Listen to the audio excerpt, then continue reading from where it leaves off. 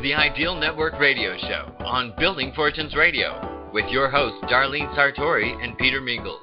Make sure you check us out by clicking on the Ideal Network Radio Show link on buildingfortunesradio.com. That's www.buildingfortunesradio.com. The short version of the word ideal in Ideal Network stands for I do everything around life, love, liberty, and laughter. And there's much more. Thanks for listening in, and share this with the people that are most important to you. Now on to our show with Darlene Sartore and Peter Mingils. Let's get started. Hello, everyone. Peter Mingils here. You are listening to the Ideal Network Radio Show on the Building Fortunes Radio platform. My name is Peter Mingils. We have Darlene here.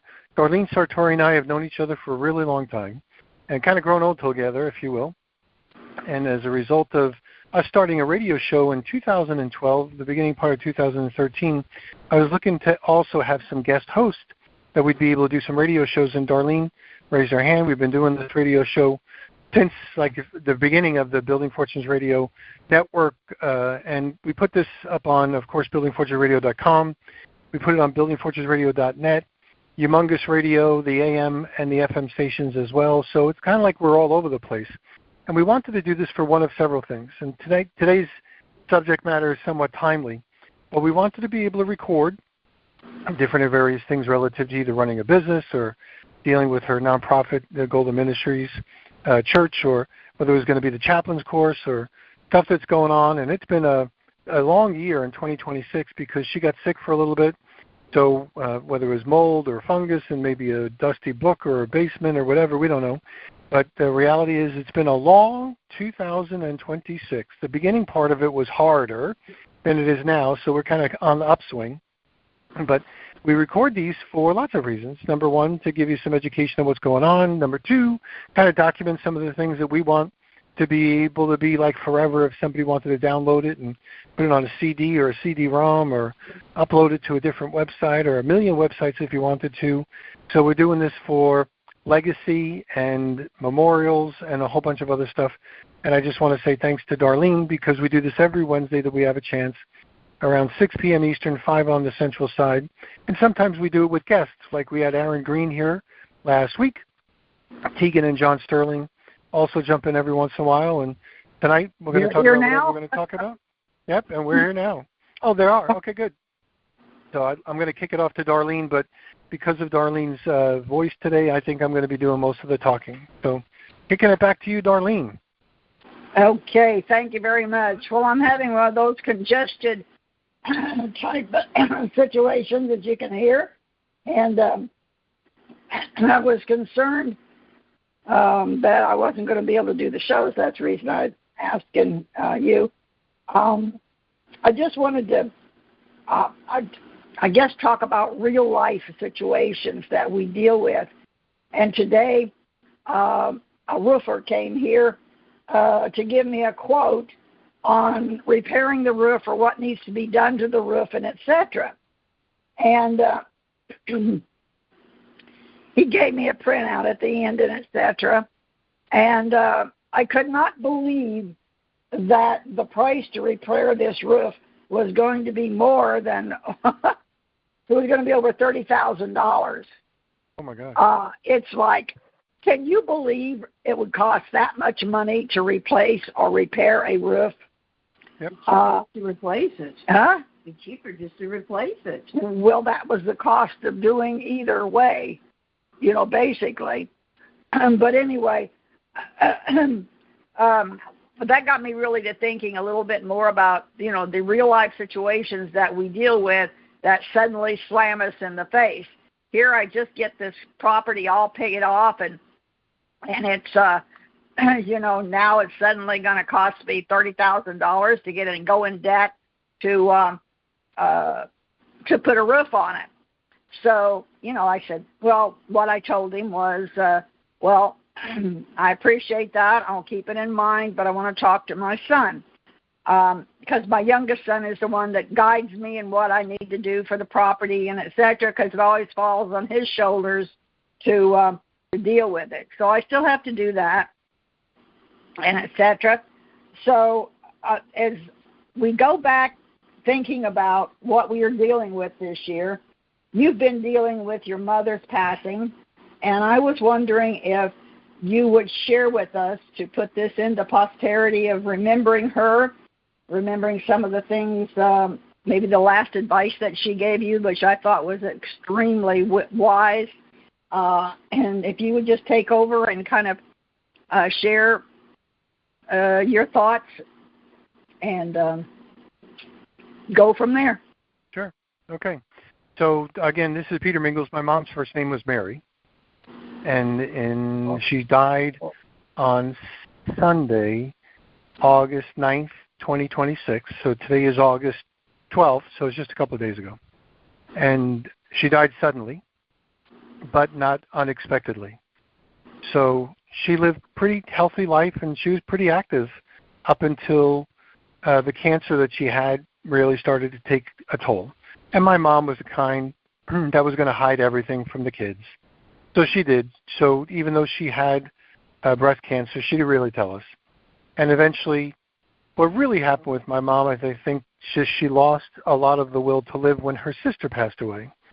So when her sister passed away in March of the year prior, it really hurt my mom.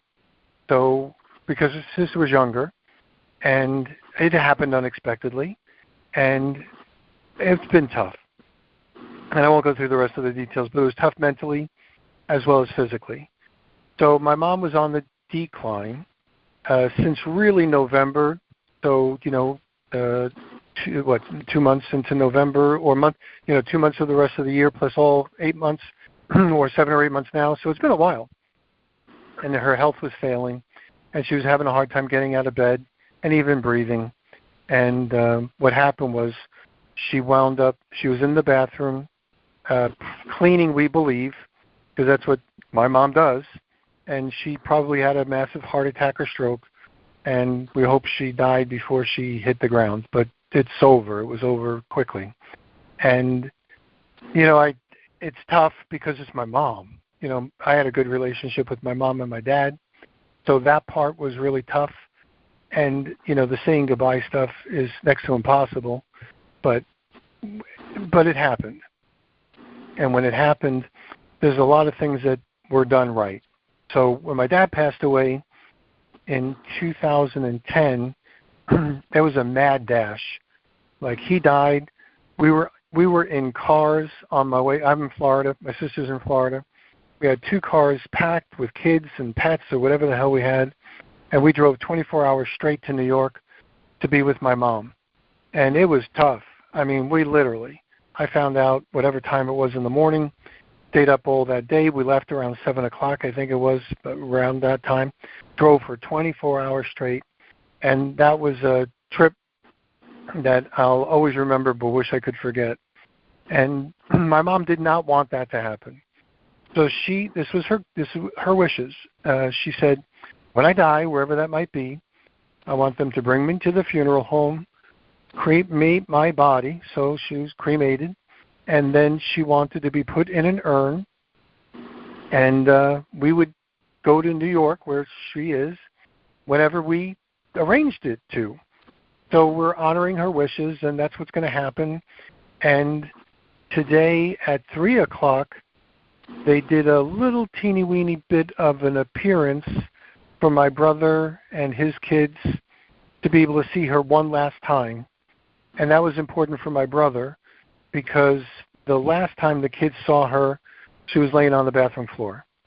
So they wanted something for closure purposes, not a funeral services, just before they put her into whatever they put people into when they do the cremation. So the reason why I mention this is because, it happens. And, I'm really somebody who has been through a lot in business. So I ran 96 different offices for Electrolux, and that's what really taught me a lesson. I'd pick up a phone, I'd have a sales rep or a guy giving me great news, like, hey, I sold 3, or, we had our best month ever, or whatever. And then I'd hang up the phone, pick up the next line, and it might be, the office was just broken into, and we got the police here, and we got to go through all the stolen stuff. And then I'd pick up the next line, and it was like, holy cow, we just landed this big sale. And I pick up the next line, and it was like, oh, my God, the branch burnt down. Or, oh, my gosh, somebody got into an accident or somebody died. It was like, oh, my gosh, this emotional roller coaster. I can't ride this emotional roller coaster because with every phone call, I'll be a mess. Like, by the end of the day, I'll be a basket case if I get emotionally involved in all of them. So, and then when you run your own company, it's a lot of that. And when you train your own salespeople, you live a lot of other people's lives as well. So I'm going to say it like this. I was more prepared than most because I'm 64 now. I've had 40-some-odd years of this, so I can compartmentalize and kind of rationalize, but also realize, remember, it's my mom. So I talk to my sister. She says a word, it could be like waterworks and tears on both sides. So I get it, but I'm glad my mom did what she did ahead of time. So we always say, handle awkward moments in advance. Well, that wasn't an awkward moment. That was a preparation moment. So next thing, I've told the story. I was thinking about it before I got on this phone call. I said I should really get my clicker out, and I should think about how many times I've told this story.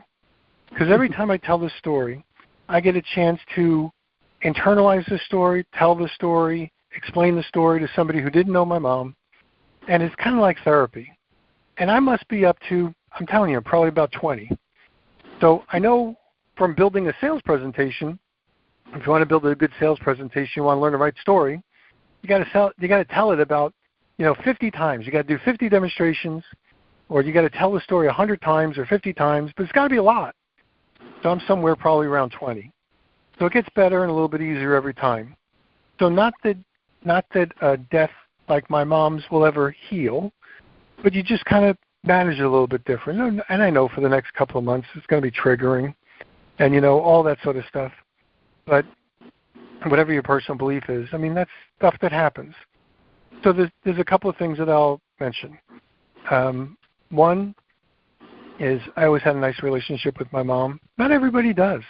Like there's a lot of people that are separated from their parents. Maybe they had crappy parents, So number one, I'm reminded that I had a good one.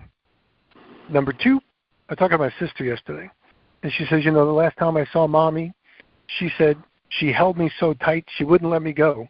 Please don't go. Please don't go. She begged my sister not to leave. Please don't go. Don't go. And now, by the way, my mom did that every time we went away. So that was not new. It's kind of like, when we were vacation, when I would come back to New York for like Thanksgiving, leaving was hard. You had to put a friggin' crowbar between me and her or whatever. She was like, please don't go, please do. So that part was just who she was. But I said to my sister, I said, do you know how many people never had a mom that ever did anything like that? Like, that's a mom. Like, you're lucky. Like, you are lucky. And, my mom was 83. So we were lucky. And I recounted all the things that she did. Little things, big things, bad things, crazy stuff. But it was a lifetime. So all of those things are somewhat memorized, if you will. But there's a couple of things that I would mention. Number one, and this is, okay, so if you ever thought me as somewhat rational and logical and, whatever, there's also a spiritual and a goofy side. So I was, I do a radio show on Monday with Irvin Harris. He's my basketball coach.news guy. So he had called me and left me a voicemail. And it was just before the radio show. So I'm like, okay, maybe there's a problem. He can't get in, whatever.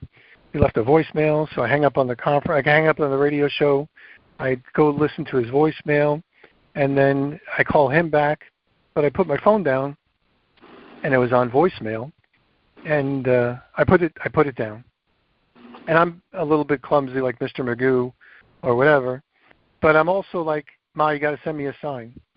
Like, I believe the spiritual thing. Like, I don't think, like, you're just done. People, I think, they probably circulate for a little bit. Maybe they always stay around. I think there's good and evil spirits, maybe even standing right next to you or me right now. So I know, like, my dad's always around. It's like when my sister says, well, I talk to Mommy twice a day. I said, well, now you should still talk to Mommy. Just, you don't need the phone. Like, she's not going to answer back, but you still can talk to your mom.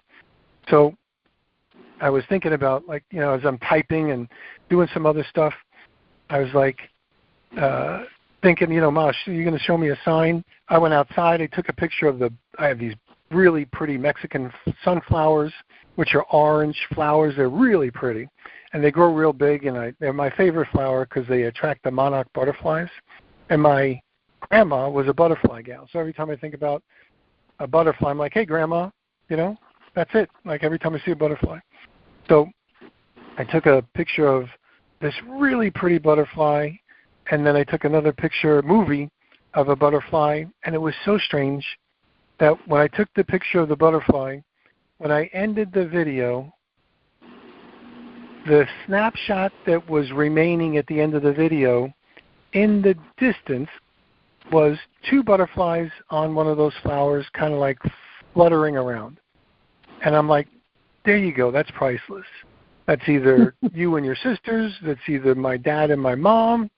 And just as a little joke, when I was speaking to my sister the day after, I said, she said, at least my dad's birthday was the 10th of August.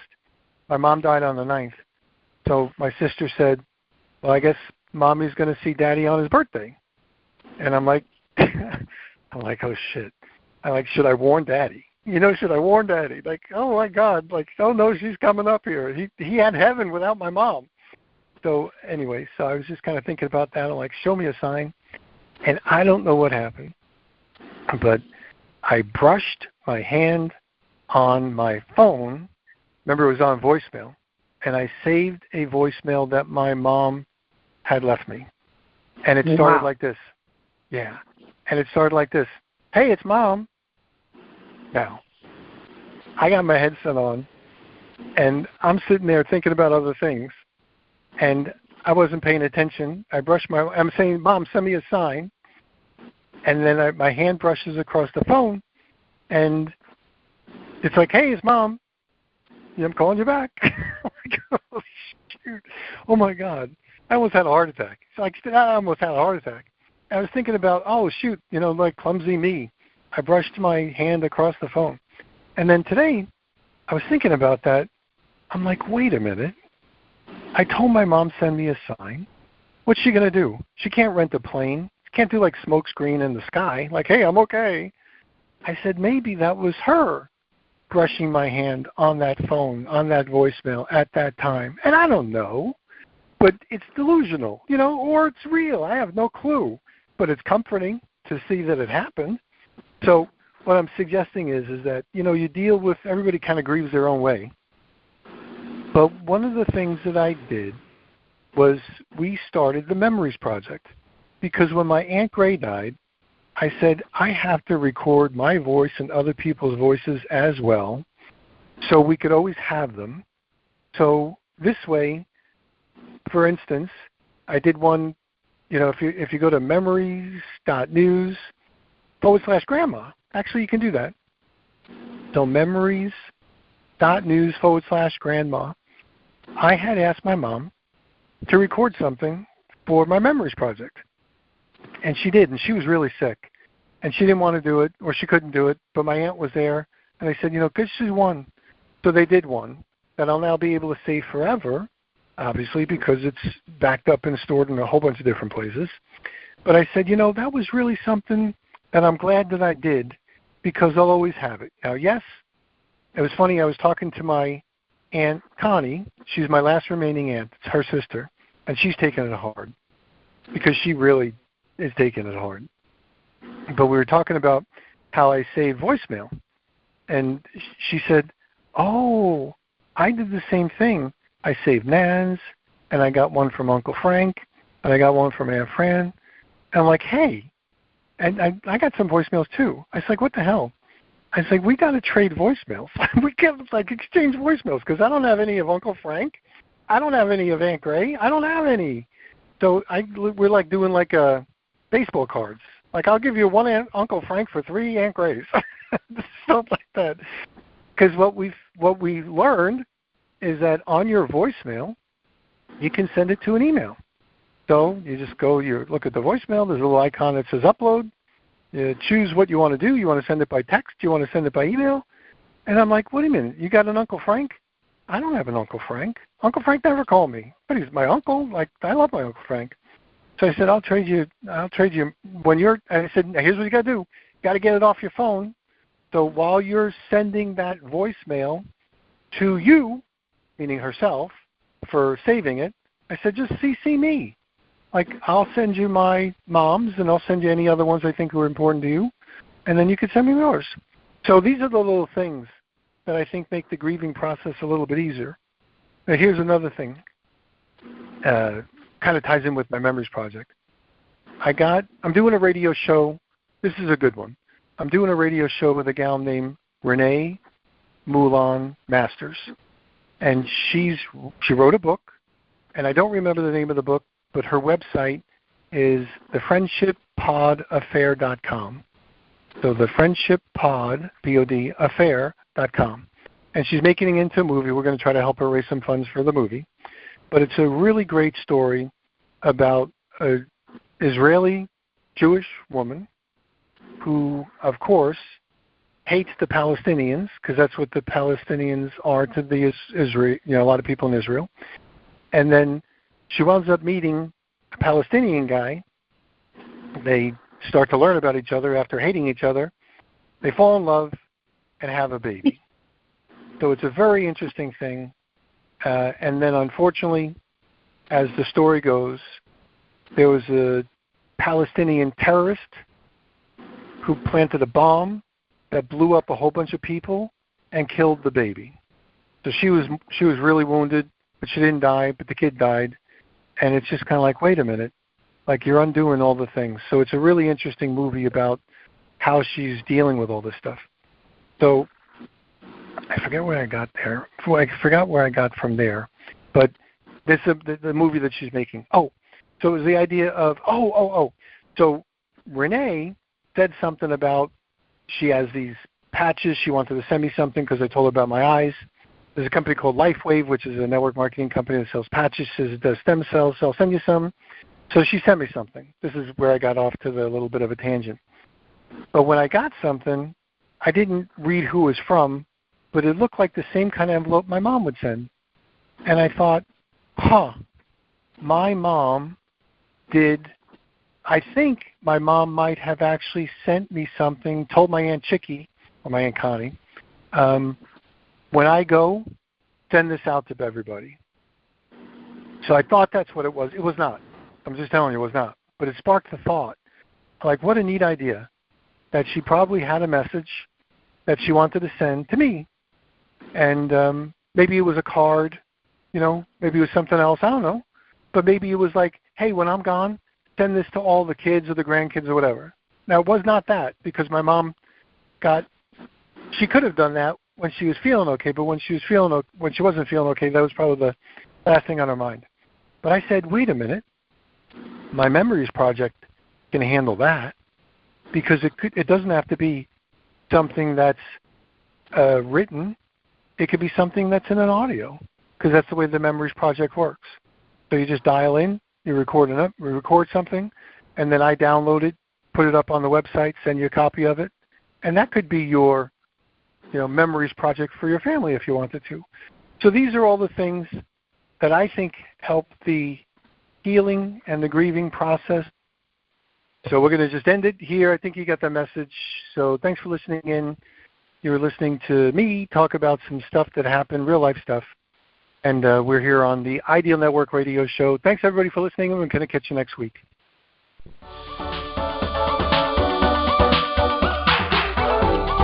You've been listening to the Ideal Network Radio Show on BuildingFortunesRadio.com. Thanks for listening.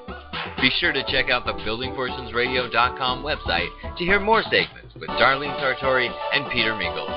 Darlene encourages everyone to join the Ideal Network so you can say, I live the ideal life, where I do everything around life, love, liberty, and laughter. It's been our privilege to have you listen in. Darlene, Peter, and I want to say thanks for listening and ask you to spread the word. Tell a friend, join our newsletter, and go make a difference in your world.